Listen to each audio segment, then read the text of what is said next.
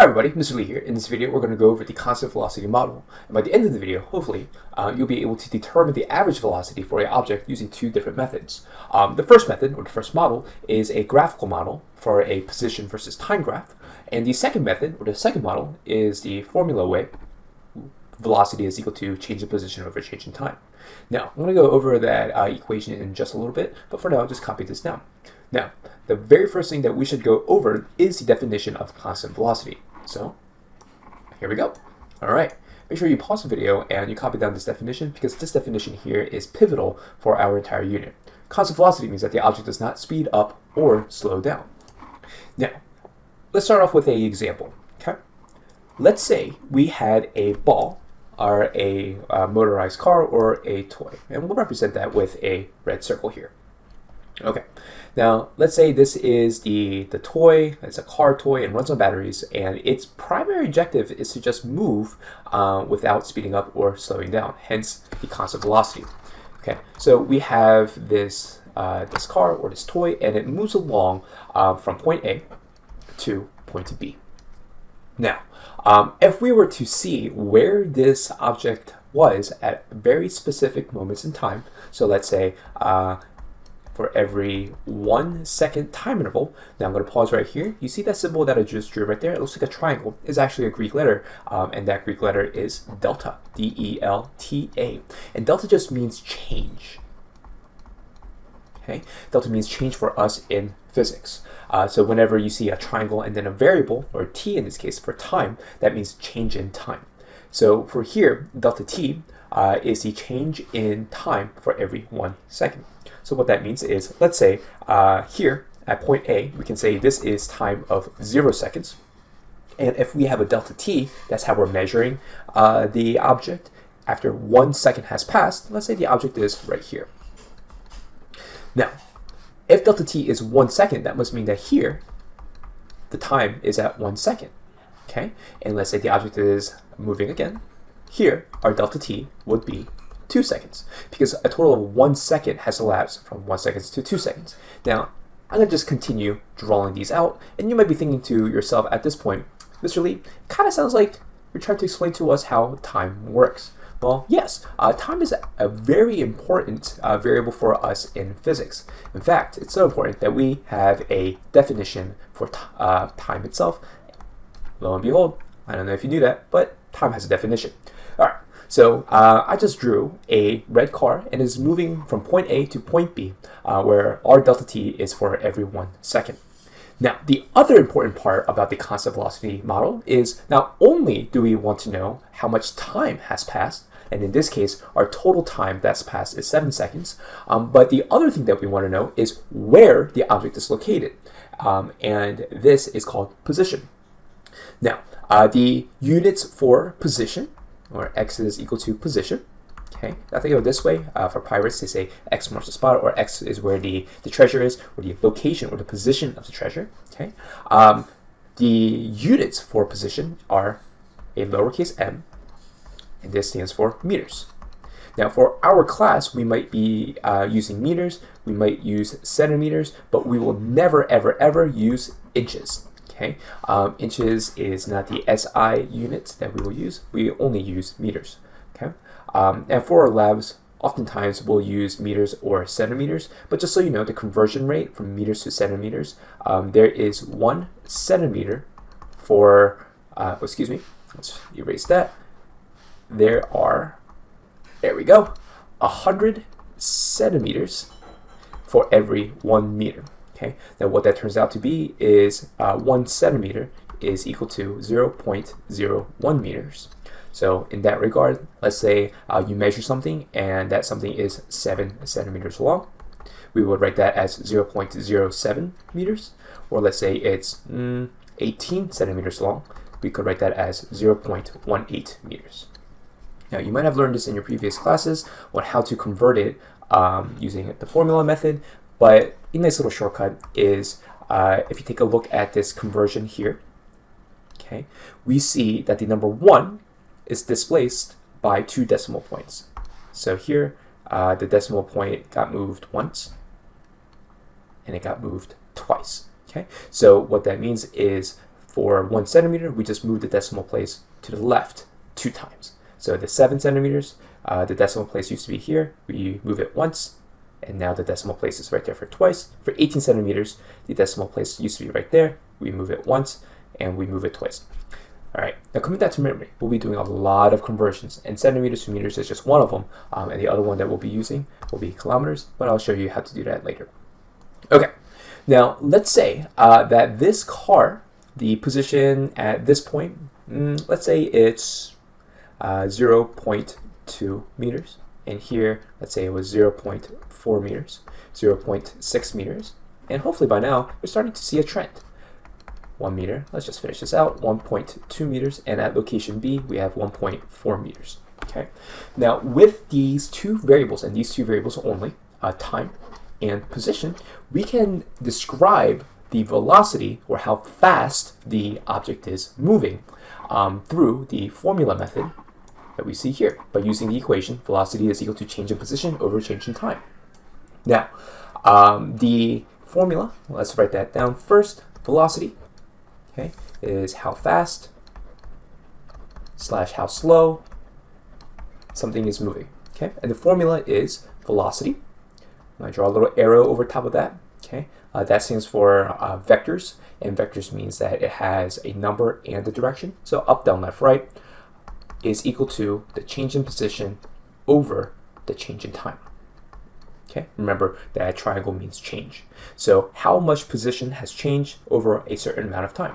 Now, for this example over here, we can see that from point A to point B, we traveled a total of 1.4 meters. So if we were trying to use our formula here, we would say 1.4 meters is our total change in position over the total change in time. And for us, it took us 7 total seconds to move from point A to point B. So 7 seconds. All right, and if you plug that into your calculator, you'll see that it is 0.2 meters per second. Okay, and a quick little highlight, the meters per second are the units for velocity. Meters per second. Okay, so I just showed you how to use the equation, velocity is equal to change in position over time, and how that relates to an object moving from one point to another. Now let's just go over a quick little definition before I show you the graphical method. The first one, position, that might not be something that you really need a clarification on, right? It's just where something is. But the important thing here is that you know that the units for position is m for meters. Now, the definition of time. Now, we do have the official definition. You don't have to commit this to memory because I'm pretty sure you understand what time is relative to your life. But basically, it's the interval over which change occurs. Okay, and the units for that are in seconds. All right. Now, before we continue, I do want to give you a couple of conversions that could help you out. For 1 minute, we have 60 seconds. For 1 hour, we have 60 minutes, or 3,600 seconds. And I'm going to highlight all of these because this pops up a lot. And the final one doesn't really pop up a lot, but it's for 1 day, which is equal to 24 hours, which is equal to 1,440 minutes, which is equal to 86,400 seconds. Now, this last one doesn't pop up in a lot, but it is something that you might be able to use in the future. Okay, so now that we went over the definitions of position and time, we also did a quick little example here of what that might look like in our life. It's just an object that's moving, but remember, it's not speeding up or slowing down. For the last objective, I want to show you how you can use a graph to represent a constant velocity object.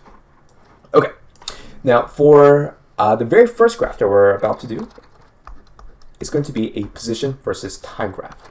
Now, when you write the title of the graph, all you have to do is write down the variable with the little dash in between and the second variable that you're measuring. So the big idea behind these titles or these graphs is that you are comparing two variables to each other. Okay, and when you do this, it gives you a pretty good idea of what's going on. It's another way that scientists and mathematicians, we communicate with each other. All right, now for the important things. In order to create the title, always note that the first one is the y-axis, and the second one is the x-axis. The way that I like to remember it, so this is a y-axis for position, and here we have the x-axis for time.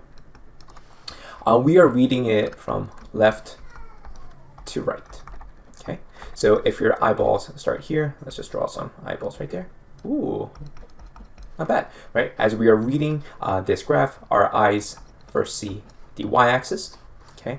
And then as we are reading like a book from left to right, the next thing that we see are the x-axis. Okay, the important thing for graphs, you must always have units. And units are just another way for us to communicate exactly what we're reading. All right, now let's take the example up here, okay, this data here, and let's use this, let's transform this into a graph. So what I'm going to do is I'm going to just quickly create a position versus time data table. Whoa, it's right there. All right, so here we have a position versus time data table. I encourage you to pause the video and copy it down yourself with a couple of highlights. Notice my y-axis is on the left and my x-axis is on the right. It just follows suit with the title of the graph. And also notice that I also have units there, and that helps because if I have units in the title of my table, I don't have to consistently write out the units as I write out the numbers. And this little habit will be very helpful when we use like something like Google Sheets or Excel to graph our data points, where if you actually put down the units, it kind of messes up the program and it confuses it, to be honest. All right, now what I'm going to do is I'm just going to quickly sketch these data points, okay, knowing that here this is going to be 1.2 seconds, and here is, oh, excuse me, that should not be 1.2 seconds, but rather 6 seconds. And here will be 1.2 meters. I'll do all my data points in red. So to start off, we started here and we ended up here, and we had, let's see, 1, 2, 3, 4, 5 data points in between. So 1, 2, 3, 4, 5 data points in between. Okay, so here we have a position versus time graph with the data of the moving car. There's a couple of things that I want you to realize. One, I didn't connect the dots in order to create my graph, but rather what I'm going to do is I'm going to create a line of best fit. Okay, now we're going to go over a couple of different lines of best fit, but for a constant velocity graph, or any object that's moving with constant velocity, the line of best fit will always be linear, or a straight line. Straight line.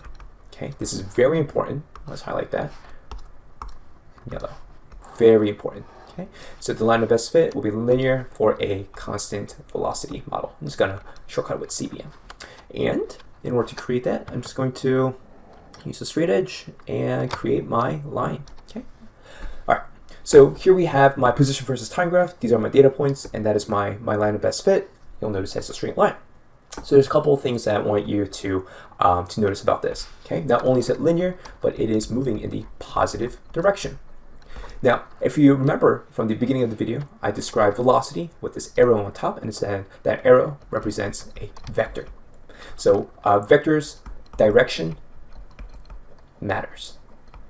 Whether it's left, right, up, down, or in this case, we are calling it positive or negative. So you see how this line is going up and to the right. We can say this is a positive velocity object. Okay, and here's something cool. The very last thing that we can get from this model here, and probably the most important part, let's write that down right here, is that the slope equals velocity.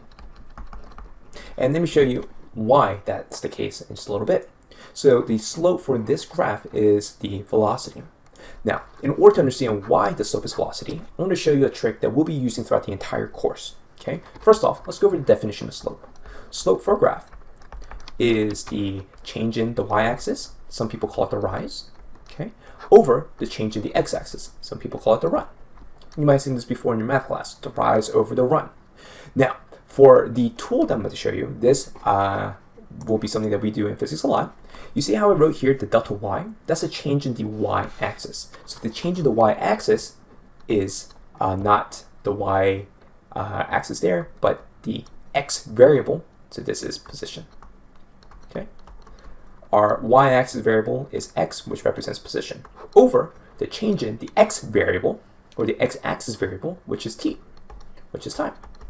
So you'll notice that here, if I look at the y-axis, which is position, and the x-axis, which here is time, that gives us the formula for velocity. And the formula for velocity is the change in position over change in time. This all kind of just connects together. Okay, so the slope for this, and we found that the slope or the velocity was what was it? What was it? 7, 1, 2, 4, 5. I think I messed up somewhere. 0.2 meters per second, I believe. Yeah, 0.2 meters per second. That will be the slope. Okay, so for your graphs, you must always have the slope if you're able to figure it out and write it down, because that helps us communicate exactly what we are viewing here.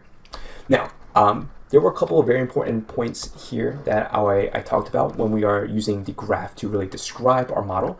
Well, that's the end of the video. Let's see if we met our goals. The first one, we'll be able to determine the average velocity in 2 different ways. I think so. We learned to use the slope of a graph here.